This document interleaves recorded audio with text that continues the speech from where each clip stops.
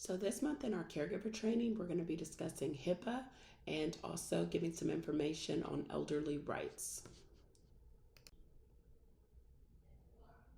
So starting off with HIPAA, HIPAA's been around since 1996. It's the Health Insurance Portability and Accountability Act.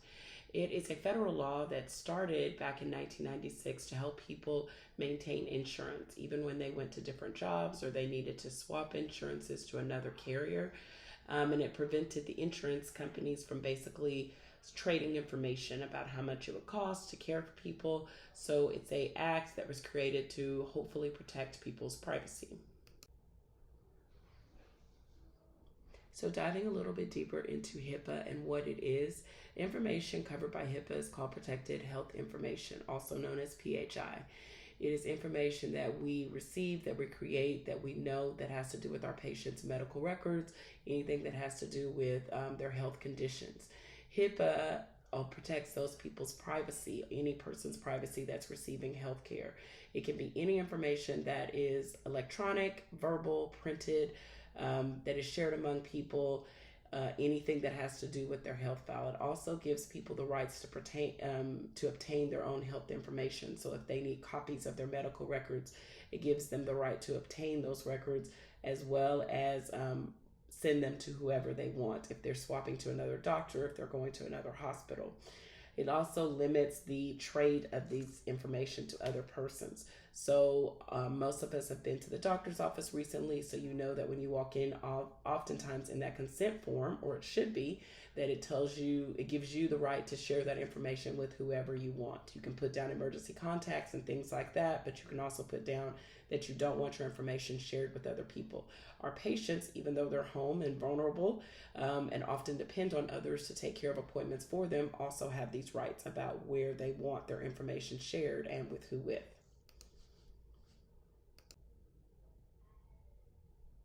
So at our agency, we train on HIPAA once a year to make sure that our caregivers understand what HIPAA is and how they can best protect their clients' privacy.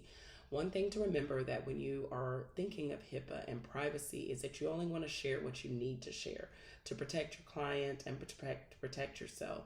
You don't want to gossip or share information that is unnecessary. You only want to share, even with your colleagues, the amount of information that is needed to do your job safely and well for the client. Everything else should not be shared and should not be given to any other person. So some of the big violations of HIPAA that you see nowadays often have to do with so much of our new electronic internet world. You want to make sure that you're not sharing your client's information via text message, email, and all the things that may not be password protected. Also making sure that you're only giving information, as I said, that needs to be shared. Keeping things locked away, not leaving your client's information if it's given to you on paper, out opening your car, things like that, things that might have their personal information on it. You always want to do your utmost to make sure that that information is not shared or lost. If you ever do lose a client's information, or you have an issue that you believe you lost your phone and someone's personal information could be on this device, you do want to make sure that you report it immediately to whatever agency you're working for. If you're working for a hospital or something like that, and let them know that they might have a HIPAA violation, or that some information might be loose. As you can see over to the left, we did kind of put a table up showing like how big these fines can get for letting people's personal information out into the world, even accidentally. So you want to make sure that you report it as soon as possible, so that that company can respond and make sure they do their best to protect that individual. So privacy is really important, and you do want to make sure that you're always doing your best to protect that person's privacies. Violations sometimes and a lot of times can be handled within an office if it's something that's accidental and small, but sometimes it does need to go higher. These things can be sanctions that go on people's licenses or company licenses if they have intentionally or non-intentionally broken HIPAA and shared information or had information out. You think of small things that can get out, like, well, this person has a wound. That is one thing, but sometimes you've heard different things on the news where it gets out that someone may have AIDS, and they did not want anyone to know that they had AIDS. And once that gets out, it could be something that they feel like has really violated their privacy. So you just want to make sure that you're being careful about how you're communicating information about your client and what information you're communicating to make sure that you're always doing your best to protect their privacy. So moving past HIPAA, we are also going to do a short discussion on the rights of the elderly to end up this training. So we can break up the rights of the elderly into 3 different categories. The first category is protection, and it refers to the physical and psychological and emotional safety of elderly people. Participation refers to the need to establish greater and more active role for elderly people in society. And image refers to the need to define a more positive, less degrading idea of what elderly people are and what they can do. So, a lot of elderly people will tell you this, but being older does not mean that you lose your voice. You want to make sure that your elderly clients, that they have their own voice, that they get their own choices as far as how to handle their personal affairs, how they want to handle their care, how they want to handle their money. These things, making sure that they have a voice and that they are heard, will make sure that they are not victims of abuse, neglect, or exploitation.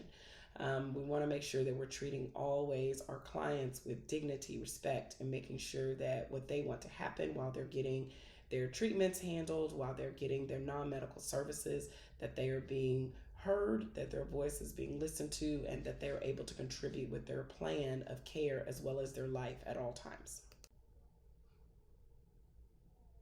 So one of the rights of the elderly is that the right to be free of mental and physical abuse.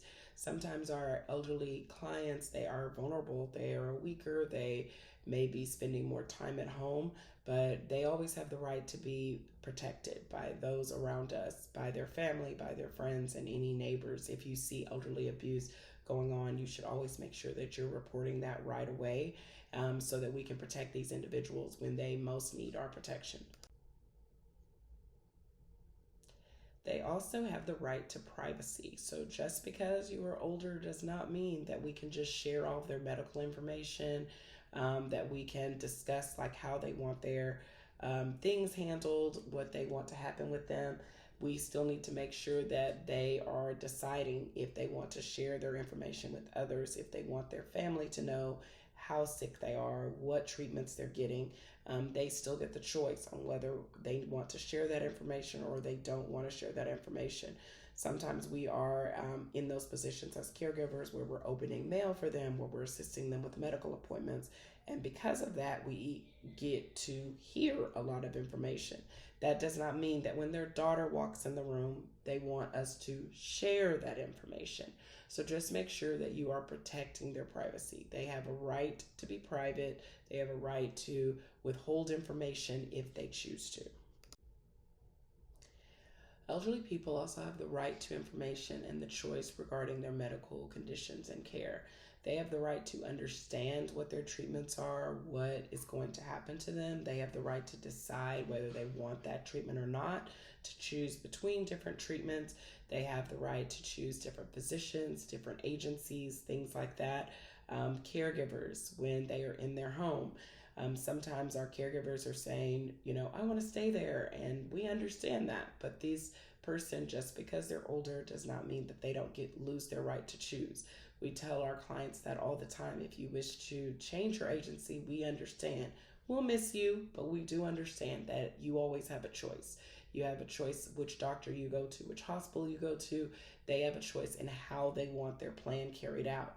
So even though on their plan it might say that they get 10 things on that plan, if they only want 6 of those things, they have the right to go ahead and say, I don't want this to happen right now, or I would like you to assist me in doing these things in this order. They don't lose their voice. They get to participate and as much as they feel they need to. So just make sure that you're respecting that right when you are providing care as a caregiver. So that concludes our quiz for August over HIPAA and elderly rights. 10-minute video and a short quiz. So make sure that you complete that quiz with a passing grade so that you can get credit for this before the end of the month and get paid for that hour in September. Thanks.